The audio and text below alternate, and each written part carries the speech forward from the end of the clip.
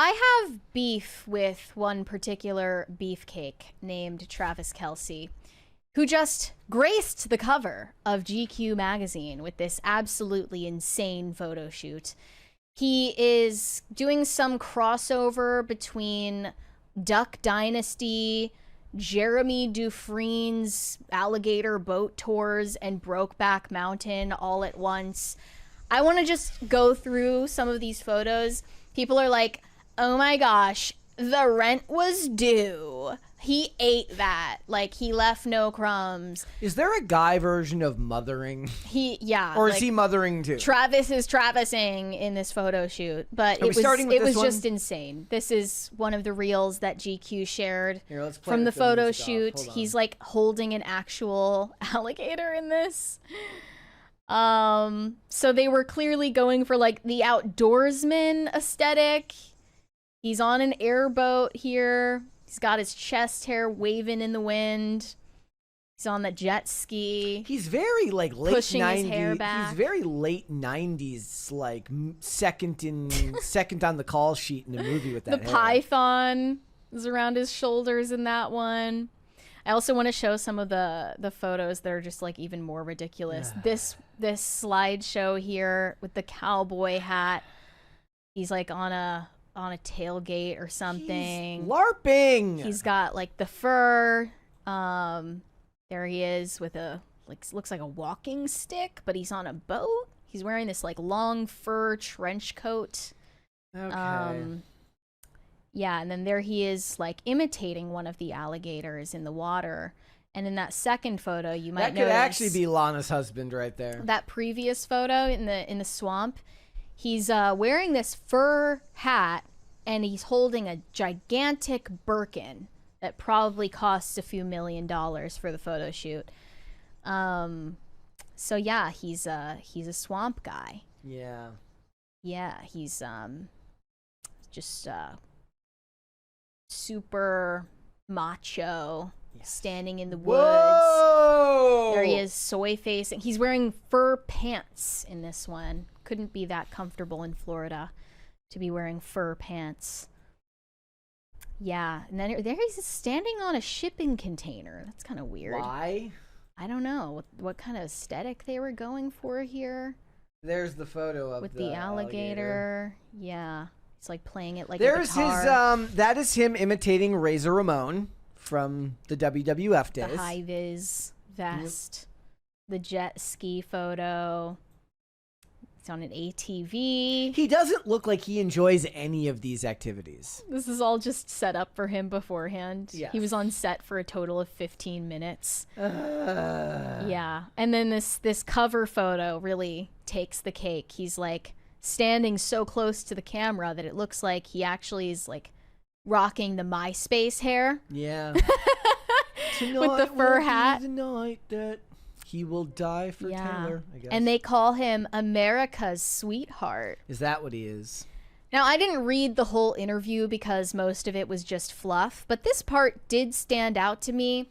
He's being very open and vulnerable with his emotions, and he's honest that a lot of the backlash that he receives gets to him at the end of the day. It really hurts his feelings, and he's had to respond in kind by being strategic about the way that he presents himself in media. He said, "When you see me hanging out at the US Open with Taylor, it may look like the two of us are just partying, but I'm enjoying the fun of being at this really cool event that I always wanted to go to with the person I love. Put another way," he says, "I've become way more strategic in understanding what I portray to people. I have a good understanding of how I want to be portrayed." And he talks about going to therapy and talking about all of his life experiences that either helped him or hurt him, and how he reacts to things, and how he learned to process his emotions in a totally new way. And they ask how the media scrutiny increased exponentially since he started dating Taylor Swift affects him. Does he pay any attention to it? He says, "You can't block it out. If someone says something they don't like about you, you have to be able to understand how you are portraying yourself for them to say that. I'm a guy that doesn't want anyone to say anything negative about me. Some people don't give an F. I'm someone who does care. They praise him. It requires a certain amount of vulnerability and bravery for someone of Kelce's renown to admit what he is admitting here. That's not true. Because he's a softie. He's just a sweet little small bean at the end of the day. Yeah. You know, he like poses for GQ like this. I guess is the idea Just a supposed little to be baby. that he would lie and be like, yeah, none of that stuff gets to me. Doesn't bother me at all. Yeah. But what I'm interested in after reading that comment about how strategic he is with the way that he portrays himself to the public is why then do you purposefully portray yourself as a total idiot? Why do you want people to think that you are stupid? Because that is repeatedly what he portrays to the public, especially in this interview that he did with Taylor Swift on New Heights, where she announced her new album, The Life of a Showgirl. This clip says everything you need to know. Making albums that were a little bit more esoteric, like folklore. She's so hot when she says these big words. You know what esoteric means. I know, it's for specific following. Exactly. Wait, what? So, he knows what that means. He What does pretends he doesn't esoteric know what mean? these words mean, but he knows what they Esoteric mean. means for a specific following, like a specific genre of people. He knows what it means. Okay. He does like a pretty I don't know what it means thing, but he knows all the words and he knows what they mean. I don't know And he may anything. not have read Hamlet, but I explained it to him. So he Okay, knows what there we happened. go. Don't tell my middle school English teacher I didn't read Hamlet. Me oaf. I'm Big dumb I'm jock. big dumb jock, idiot. Okay. Me dumb. Me caveman. Me like Taylor Swift. Okay, and she basically calls him out for cosplaying as Yeah, like, the dumb jock. She calls him out for playing dumb, for pretending to be a himbo, when in reality he's not. Oddly enough, it made her seem all the more authentic because she's like, why are you doing that? She's like, why are you acting like this? She genuinely, and I didn't get through more than half of that podcast episode before tapping out. She seemed visibly annoyed by him almost the entire time because he's playing up this fake persona. Or at least I hope that he's just pretending to be stupid, because if he actually is as dumb as he wants people to think he He's is, not. that is scary. Like, I don't think any woman wants to date someone who is like not. that. Like, he's pretending to be multiple standard deviations of IQ below her.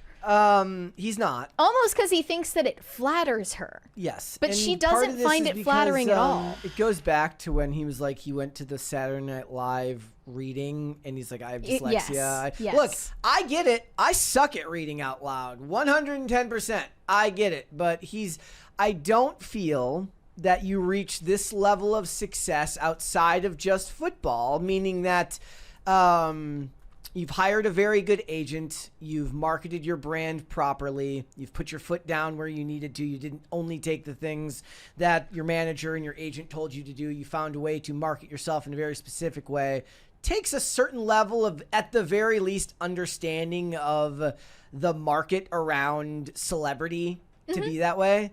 And when I see stuff like that in those clips, I'm just like, it feels like a persona. She came off as far more authentic to me. And she said in that interview, if I remember correctly, because Olivia was telling me about it, that Taylor's like, I've been famous for 20 years. Like, there's nothing you can say to me that's really going to bother me.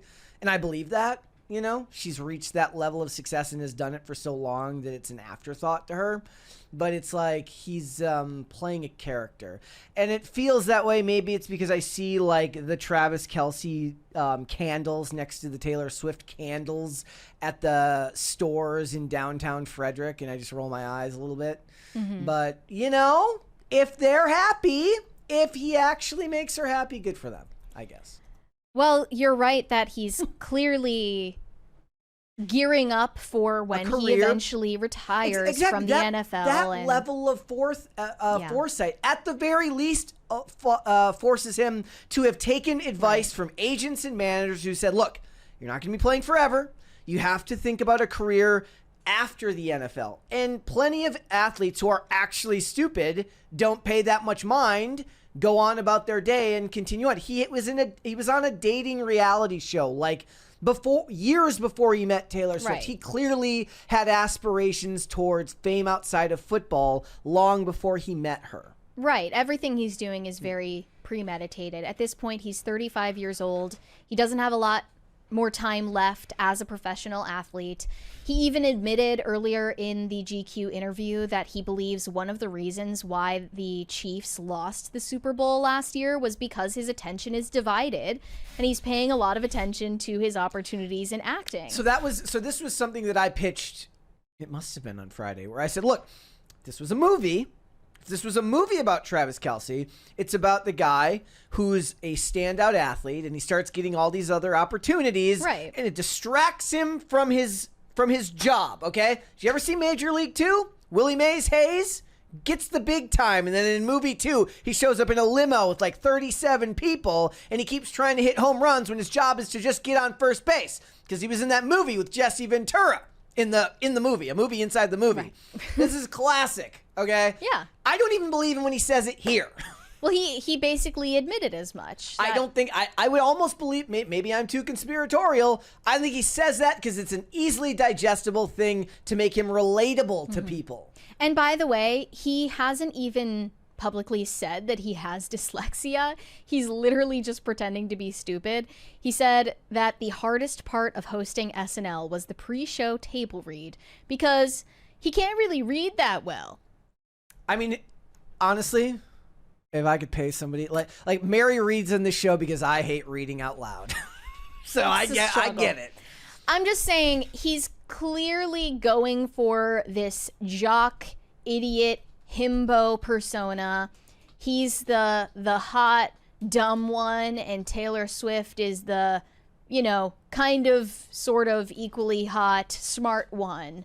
And he just is obsessed with her and everything she does, and she is teaching him all of these new vocabulary words because she's so wordy and intelligent.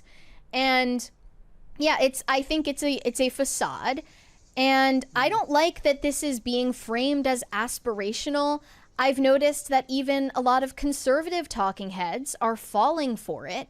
They're believing that Travis Kelce is somehow an avatar of like the traditional masculinity that Taylor Swift has been, rejecting for so many years, and finally she's in a relationship with a hot macho masculine guy, and now it's totally different, and she's settling into her whole trad wife era because of Travis. He's so high testosterone and masculine, and he's nothing of the sort. He just has muscles and pretends to be an idiot all the time. He's not an idiot. I mean, that's not masculine. Being dumb is not masculine. And I have clocked this in the past, that there is a new and more clever facade for the feminist man today than we used to have. It used to be the stereotypical, latte drinking, metrosexual, scarf wearing male feminist who is like reading Sylvia Plath performatively in the coffee shop, right? Mm-hmm. Now it's Travis Kelce. Get used to that reality. Like, he is the new mascot for the non-threatening version of masculinity that is deemed acceptable today, because he pretends to be an idiot and ineffectual and having a lack of agency. That's what makes him a non-threatening man. And that is anything but masculine, and being muscly doesn't do anything to counteract it. He has the costume of masculinity, not the reality of it. And I think it's a total psyop that they're pushing on us. I don't believe it for a second. He is a male feminist in disguise, and it's not even a very good disguise. I see through it right away. She comes off looking better than he does. And his brother is even worse. I know you hate Jason Kelce. Jason Kelce pisses me off even more than Travis Kelce, because he leans even more into the whole, like, I'm a big dumb idiot thing. Like, I just like beer and pizza and yelling and getting drunk and like, blah. Like, I'm just a big dumb nincompoop with a huge beer belly. That's also not masculine. That's just embarrassing. Okay? Like, why is it deemed masculine all of a sudden to just be a knuckle-dragging nincompoop? It's more masculine to be high agency, to be I mean, but you're incredibly talking- success-driven, You're talking to be age- assertive and intelligent and cultured. That is very masculine. Okay, you're speaking a bit apples to oranges here because they are from the realm of sports, which asks a different persona of people. Okay, so yes, Jason Kelce could have retired from professional football and gone and gotten, I don't know, a high frequency trading license and gone and done banking or something, but he has an image. That image is marketable and can make him a lot of money beyond just what he made while he's in the NFL. He's also portrayed as a family man because he loves his wife and his kids. So there's layers to something like that. But I was just watching this video earlier about the $40 billion market that is Little League Baseball now. We're in the NFL here, which means that you're expected to have a certain image that is formed around the type of person you are. And when you look at the guy, you're not going to, like, no agent's going to look at him and say, you know what I see? Erudite. You know what I see? I'm not saying that he's found something that works, a niche that works for him. So right. there is a level of intelligence in the marketing behind these people that is actually quite impressive. It's just that depending on your worldview, that may be seen as destructive to the culture. I don't know if it's that serious because, again, this is within the realm of sports. It's different. But Travis Kelce is also in the realm of culture because his relationship with Taylor Swift is getting dissected to no end. And a lot of conservatives are looking at this podcast that they just did together, and they're saying, like, look at how feminine and soft Taylor is now that she can just wither into the arms of this strong, masculine man, Travis Kelce. And it's like, he's not masculine. He's not. You and me both know that conservatives will fight for any sign they can. They can be like, I wouldn't be surprised if right underneath it said, Sydney Sweeney has started a cultural movement. Okay, they're just latching on to whatever is culturally relevant at the time to further their channel and get all the clicks that they want. I'm just encouraging all of you to see through the veneer that Travis Kelce and Jason Kelce have put on themselves, because regardless, it is a facade what they're doing. But the thing is, he could have rebranded as, elite athlete, but that doesn't sell once the career is over, so he's pivoting. Right? Like, whether people like it or not, these big dumb oafs, as he seems to be wanting to be portrayed, are elite athletes who have to stay in incredible shape, do hours of research, game tape, study the people. Like, they're not idiots, and these sports make billions of dollars a year for a reason. It's just that is hard to sell to women who want to buy Taylor Swift and Travis Kelce matching candles. Right. Well, know your market, which they do. Yes. I'm just pointing to a larger problem that I've noticed, which is that masculinity is still very much villainized in society today. And just the same way that wokeness has taken a back seat, so has that male feminist archetype that we're all familiar with. It just came up with a new, more deceptive, harder to clock costume. And you should be vigilant of that. Thanks for watching. Listen to full episodes of Pop Culture Crisis on Spotify. Keep up with us on social media and make sure you subscribe and ring that bell so you never miss the show. Bye, guys.